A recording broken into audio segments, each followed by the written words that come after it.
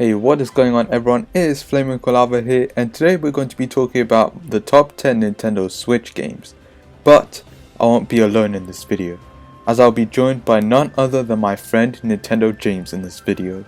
Hello, it's James here, and as Flaming Colava said, today we are going to be counting down our top 10 favourite games for the Nintendo Switch. These are our personal combined favourites, and this was quite a difficult list to make because there are so many brilliant Switch games out there and more releasing constantly. These aren't necessarily the best games because that list is literally impossible to make, just our favourites at this point in time and games we would wholeheartedly recommend to all of you. So yeah, let's get right into today's video. Number 10, Resident Evil 4.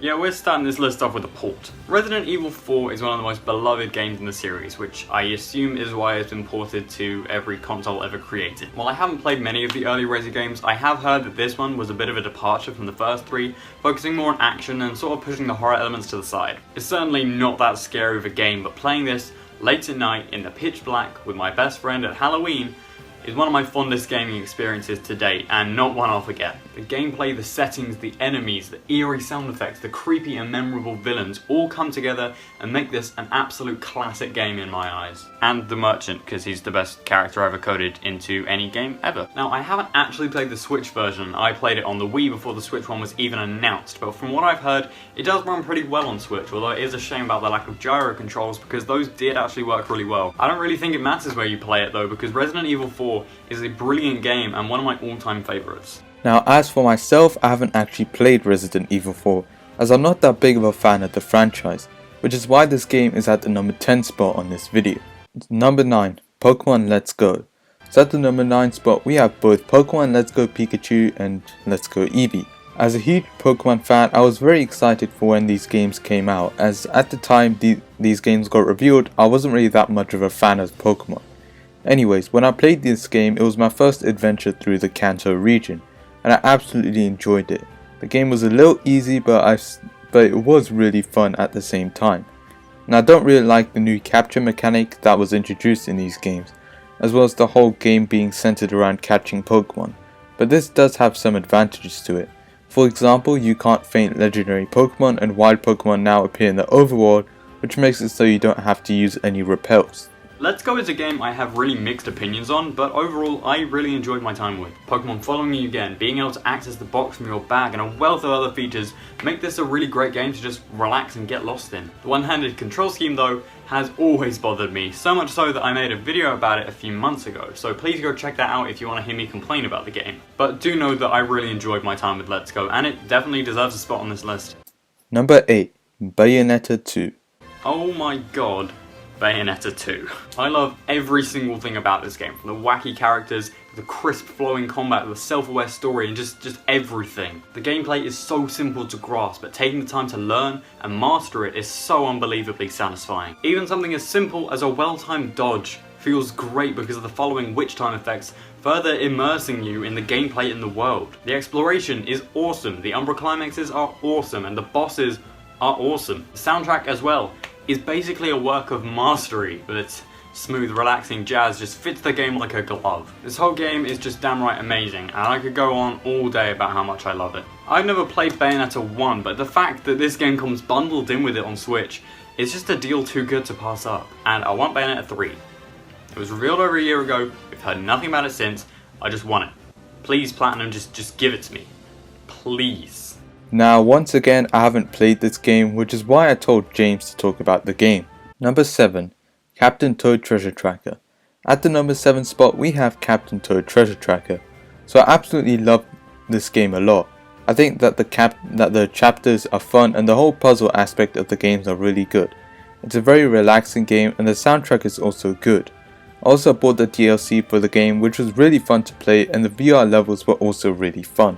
Now, despite owning a Wii U, a 3DS, and a Switch, this is a game I've never played. But what I have played is the Captain Toad levels in Mario 3D World, and I mean, those are pretty fun. Honestly, I'd love to pick this game up at some point, because it seems like a really well-constructed little puzzle game. Maybe I'll give it a go someday, I'd certainly like to. Number 6, The Legend of Zelda Breath of the Wild. The Legend of Zelda Breath of the Wild is a phenomenal experience, I believe, everyone should have. The open world is packed with things to do, missions to be completed, weapons and collectibles to be found around every corner. This is one of the most immersive games I've ever played. Just turn off the lights, shut the blinds, and let the game envelop you. It's that good. Honestly, it kind of shocks me that this is Nintendo's first open world game when things like being able to climb everything, being able to go haywire with the physics, and just having no limits at all with the world are so finely tuned. This game was an absolute breath of fresh life for the Zelda series, and I'm so excited for the direction the franchise is taking, especially with a sequel coming next year. Now I let James talk about the game as I haven't played too much of it, and I sold it to get Mario Odyssey on launch day, so I don't have the game anymore, but for the time I had it I enjoyed the game a lot. In fact, even playing 60 hours of it, I barely touched the story. I only cleared one of the Divine Beasts, which just goes to show how long it takes to actually beat this game. Number 5. Super Mario Maker 2. At the number 5 spot we have Super Mario Maker 2. Now this is the most recent game on the list and I really loved this game. As for someone who only played the 3DS version, this was a massive upgrade. There were so many new elements introduced in this game, and there's also a story mode which is really fun to go through. Nintendo also added some new online modes which are fun, but they do lag a lot. This game doesn't really have that many flaws from it, and overall it's a very solid game. I got the original Super Mario Maker on launch day back in 2015, and I played the game to absolute death. Just the concept alone is still fantastic to this day, and to have such an upgrade from the original is so great. It's infinite 2D Mario with a whole story mode and the ability to make your own levels if somehow you manage to get bored. This game will last me years upon years, and I'm certain it will for other people as well. In fact, about a year ago, I made a video on why I didn't think this game would work in the slightest. I had fully convinced myself that it wouldn't even happen. Needless to say, I don't think I've ever been happier to be wrong. Number 4. Splatoon 2. At the number 4 spot on this list we have Splatoon 2. Now Splatoon 2 has to be the Nintendo Switch game with the most content. There are a few online modes such as Turf War, a single players mode, DLC being the Octo expansion, and there was Splatfest which were really fun even though they don't do them anymore. Splatoon 2 was just such a fun game. The bright, vibrant visuals meshed with the fast gameplay just make this game such a rush. The amount of content here is staggering, with turf wars and ranked battles and league battles and salmon run and basically 2 fully fledged campaigns if you pay for the DLC, as well as the weapons and gear system you could easily sink hours into. This is one of the main reasons I continue to pay for Switch Online, because I just keep finding myself wanting to come back to this game. Number 3. Mario Kart 8 Deluxe. Coming in at the number 3 spot we have Mario Kart 8 Deluxe. Now I'm still playing this game today, and since I got it 2 years ago, the online is so much fun and it works amazing. As someone who doesn't own the original Mario Kart 8 on the Wii U, as I never owned a Wii U, this was my first experience with playing Mario Kart 8. Even though I do remember playing a demo in Toys R Us, RIP by the way, in 2014. Anyways, the graphics for a Mario Kart game look amazing, and the addition of King Boo as well as the Inklings from Splatoon were very nice to see. Classic Battle Mode came back with a few new modes to play with it, and I remember playing Renegade Roundup with my friend so much when I went to his house and when he went to my house. And I remember we used to play that mode from the game so much, like I think we played almost like 2 hours or so, 1 hour, I don't know.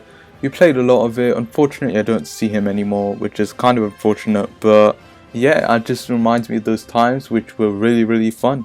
Mario Kart is just one of those games that's like pretty much universally loved. 8 is my personal favourite in this series, and I do have a lot of nostalgia for it as well. It was the first limited edition game I ever bought. Everything is refined to a point of near perfection, and while I'm personally ready for a new Mario Kart, I don't really think we need one. This is kind of the definitive one in my eyes, and I'm so glad that people who didn't get to play on Wii U, like I did, get to experience it now on Switch. Number 2. Super Smash Bros. Ultimate. Coming at the number 2 spot in this video we have Super Smash Bros. Ultimate. Now I wasn't really the biggest Smash fan when this game came out, but with just a click, Super Smash Bros. Ultimate made me a way better Smash player. After playing the World of Light mode, I understood the mechanics in the Smash series, and I played this game for so long and still do. The online is okay, World of Light is amazing, and the new DLC fighters are such welcome additions to the Smash roster. And oh yeah, the roster. Every playable fighter from the old Smash games plus a few new ones made this roster from a game incredible. I mean, we have 70 characters in one game, which is just amazing. Ultimate is a game I love through and through. After playing Smash 4 on my Wii U way too much, this game really showed me how great the Smash series could be. This is peak Smash if you ask me, and the amount of content in this game, as well as the modes that keep being added, make this an absolute must-buy. No other word for it. The new characters as well as the DLC ones all feel like they were specifically picked to make the fanbase scream in excitement. Ridley is in this game. That is not talked about enough. Smash Ultimate just oozes effort from every standpoint. Gameplay, the soundtrack, the stages, the fighters, they all just come together and make this an absolute juggernaut of a game. And yeah, I still haven't played World of Light. Not at all. The core fighting gameplay is so good that I haven't felt the need to touch the story mode at all yet. Smash Ultimate is simply that darn good. Number 1. Super Mario Odyssey. And the best Nintendo Switch game is Super Mario Odyssey. When the game first got revealed, I was super hyped for this. I could not wait to play this game, as it literally looked like a dream Mario game to me. And then the day came. The hype settled and the game came out on October 27, 2017. I sold my copy of Breath of the Wild for this game, and oh my god, I beated the game in the first day. Well, I beated it so the game came out on a Friday and I beat it on a Saturday night, so I guess first day. And it was such an amazing game. The cappy mechanics are amazing, the controls are amazing, the story is amazing, and I can ramble on for so long on why this is my favorite game of all time and my favorite Switch game. Likewise, this is my personal favorite game, but unlikewise, I wasn't actually excited for it from the reveal. It seemed a little bit too out there for me, but eventually it won me over and I got it for Christmas 2017 with my Switch. To this day, this game never bores me. The visuals, the insane controls, the kingdoms, the music, the satisfaction that comes with every moon, the costumes, the little dog that runs and gets Cappy when you throw it. Simply running around the sandbox worlds in this game is such a blast. This is my favourite game of all time, and I can't recommend it enough. So yeah, I hope you guys enjoyed today's video. It was my first ever collab and I was really happy I did it with Nintendo James. Well, I'm very glad to have been here, it was a lot of fun. And if you haven't caught on yet, I have my own channel where I talk about all sorts of different Nintendo things. If you would like to go check it out and maybe subscribe, it would be much appreciated. And yeah, it was great having a collab with James, and I will see you guys next time. Bye.